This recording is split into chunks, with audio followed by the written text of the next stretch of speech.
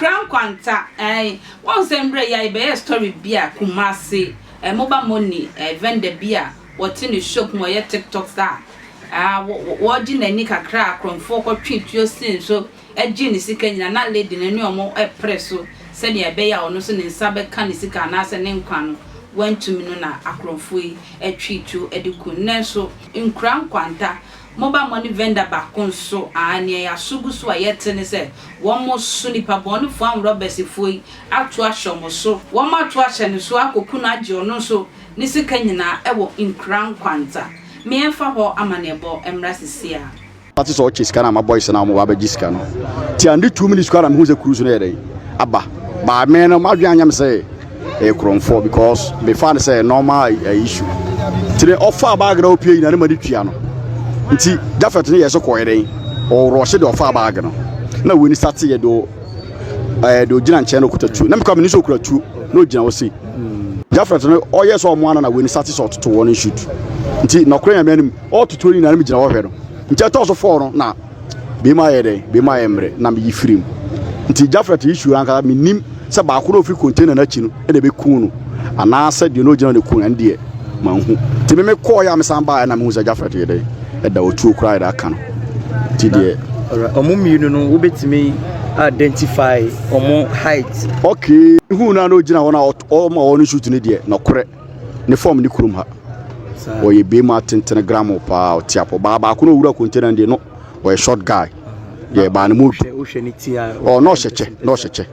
yeah omo she soldiers uniform o ma dress is soldiers okay no mo cheche no she soldiers for chebia run bi na homadase ye pa ye ba be ko nti ye pie no na feso ane entaye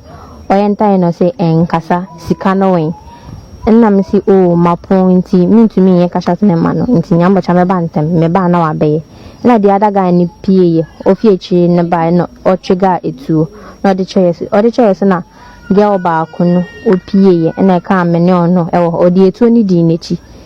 na e ka me no me ne boy no ka knife no e wo hono scan ye 2 settings into offer first one na me try say me for second one na hona oyi knife ni pie ye nti me je scan man offer scan we na okona me try say me tiem no pejana knife na me koto ye na me dem sa tu miti nti hona knife ne e ka me na o mu di dwane ye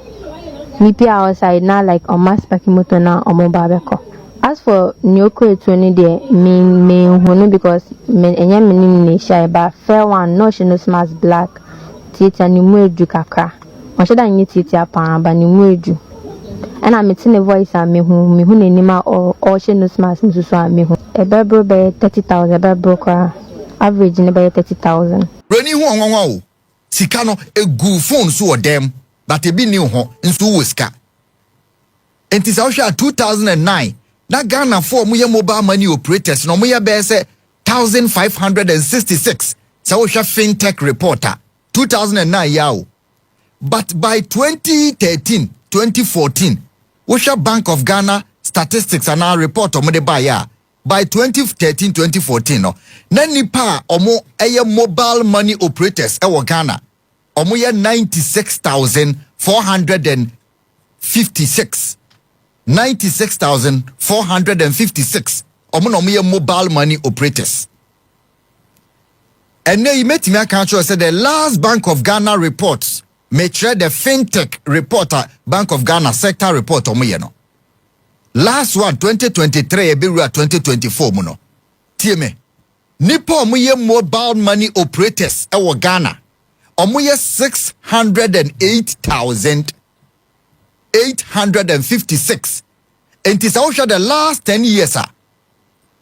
Mobile money operators are moving from 107,000. Abesi 608,000. We increment no krano a mind boggling. Nti nipa omonya adwuma sana make cho omonya employment. Our mobile money no. Omo keka ko 1 million wo Ghana. Registered once no a 608,000. Yenimsa Ghana so krade omonya registered omodoso. The American kwe me ko ne say mobile money abema nipa almost now 700,000 ejuma registered omo register ekra nka ho nti eche say over 1 million people estimated are mobile money ama omu adwuma ewo Ghana. Na adeɛ bi kɔ so a mema Ghana for metwe madwen si so, including the Ghana police. There has been a pattern of attacks. On se mre bi atwam mo onyinyi kakra de 95, 96, 97 eba no. Na bank robberies ekɔ so Ghana pa, bank robberies early 2000s. Wo ho yes bank na amanfo abawuram ni akɔgiska bank robberies ekɔ so pa. Enti amanfo mo banks na ho na mo start so mo ye security checks na mo CCC burglar proof for mo entrance ho kra na bank start so mo for security for atena bonten na okutatu so obehwa ni nyina na security measure bank for the buy because sika gu ho na broni so akre se obi hu sika na obi hu se ha sika ho a obawura ha akobokro no wonsuro because e risk owu nkwankwa ba ye wura fi say banks ni bebre omo Ghana no mobile money for sika chen omo. Rural banks bebre omo Ghana ne small banks no mobile money vendor bi owo sika chen bank. A egu ho because obi anko bank biem okọ mobile money anu agye ni sika. Enti ama ye wura fi say sa security measures e de gu ho ma banks no mobile money buy ne de bekọ ho. Enti Angel anopa ye research no from 2019 ebesi 2025 mobile money for ya attack omo no eko over 656 omo ye ku omo bebre enro anajo ye ku mobile money ni bako ewo Nkrankwanta pacha omo o video na mo krom ho wona ye mobile money owo skapa Nkrankwanta ya boni tu aku no krofrom mobile ya nanu obaya mobile money yakobo ni tu aku no awoshi ya boba kutu akuno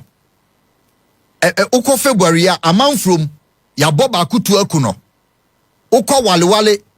2 months ago ya bo mobile money ru abi tu akuno wa tumu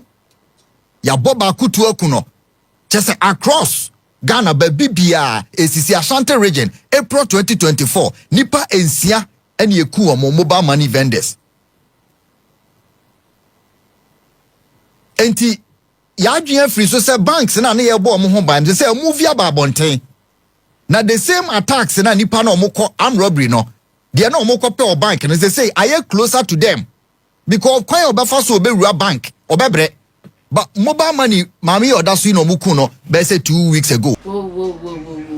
Message say mobile money for mo hwem huye because sika mo kita no so ya na doso nti mo bepe kwan bi a mo befa so mo de mo sika no mo be fast as mo ton nya na e ko mo manager ho saa anya saa dia akronfo no wo mo beba mo so saa e kwantwa na na me no be di nkomo akra